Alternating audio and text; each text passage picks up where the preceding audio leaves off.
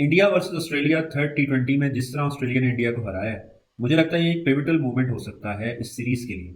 और शायद ऑस्ट्रेलिया एक ऐसी फॉर्म में आए या एक ऐसे टेम्पो में आए जो अगले दो T20s में उसको कंटेन करना मुश्किल हो। इससे पहले भी ये मोमेंट मैंने एक्सपीरियंस किया देखते हुए सेमीफाइनल, जो इंडिया और न्यूजीलैंड का सेमीफाइनल था। एक आर्टिकल है, आई थिंक निश्ता गौतम नाम है, कोई एकेडमिक है जिन्होंने ये आर्टिकल लिखा है एनडीटीवी पे। इसका टाइटल है कि India loss the final even before the toss. और बात की प्रेशर की कि कैसे हम लोग प्रेशर में आ जाते हैं। ये बड़ी इंटरेस्टिंग चीज़ है जो उस आर्टिकल में लिखी है, और यही थॉट एक्चुअली आर्टिकल पढ़ने से बहुत पहले मेरे जहन में आई थी। और वो जो मोमेंट था वो वर्ल्ड कप का semifinal against New Zealand, second inning जब डैरल मिचेल ने अचानक जो है वो हिटिंग शुरू की और दो तीन उन्होंने बड़े अच्छे स्ट्रेट हिट्स मारे डिफरेंट बॉलर्स को।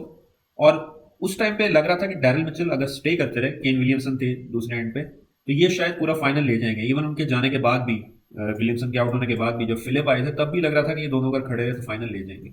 उस वक्त एक्सप्रेशन थे कुछ इंडियन बैट्समैन के जिन्होंने पहली इनिंग खेली है, और वो इंडिया के सीनियर ऑब्वियसली टीम मेंबर भी हैं, और ऐसे टीम मेंबर हैं जिनसे पूरी टीम को फर्क पड़ता है। मैंने देखा विराट कोहली को, because Virat scored his 50th century.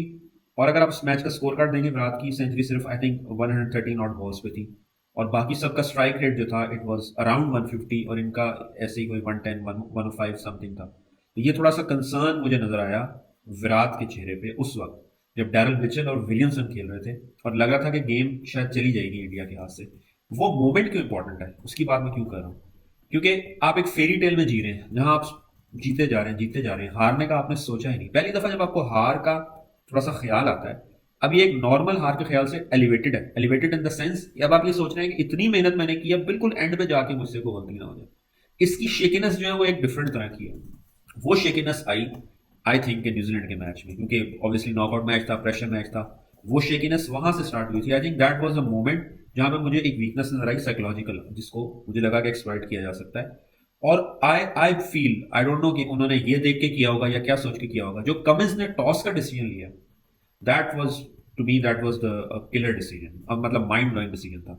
I don't think anyone else would have taken that decision. कोई और कैप्टन इस वक्त मैं नहीं जानता, maybe Dhoni at his time, और इवन मे बी गंगुली, मगर आजकल के कैप्टन मुझे नहीं लगता कि कोई भी ये डिसीजन लेता कि फाइनल के अंदर इंडिया के खिलाफ, इंडिया की ग्राउंड में, इतने बड़े क्राउड के सामने टॉस जीता और इंडिया को बैटिंग दे देता। I mean hats off to Cummins जो उसने डिसीजन लिया है। Obviously there would be a think tank, but obviously captain चूंकि लाइमलाइट में तो होता है, उसको रिस्पॉन्सिबल होना पड़ता है, तो ये एक बहुत बड़ा डिसीजन था। और उसकी वजह यह है कि आई थिंक कि इंडिया भी पहले ही बैटिंग करता समहाउ अगर वो टॉस जीते तो, बट जो कॉन्फिडेंस लेवल था वो शेक हो गया वहां पे। वो जो सीड है, क्या अगर हम हार गए तो क्या होगा, वो आई थिंक वो मल्टीप्लाई हो गई वहां पे। इससे कि अब तो इसने बैटिंग भी हमें दे दी है, अब तो there was no reason to lose that match after that. I mean अगर हम टॉस हार जाते तो हम शायद कहते कि टॉस हार गए, अच्छा डिसीजन नहीं था, बट दे वर थिंकिंग कि इस पिच पे टॉस जीतना है। और कमिंस ने प्रैक्टिकली ये किया है कि वो शेर के पिंजरे में गया और जाके पिंजरा खोल के अंदर चला गया, और वहां जाके उसने शेर से टक्कर ली है। ये बहुत बड़ी बात है। तो यही शेकिनेस, यही मोमेंट मुझे नजर आया कल कल वाले मैच में, क्योंकि पहले दो मैच जीते हुए थे, तीसरे मैच का पहला हाफ एंड तक, और स्पेशली लास्ट ओवर में 30 पड़ा है ग्लेन मैक्सवेल को। So you were on cloud 9, और आपके जहन में कहीं हार थी नहीं।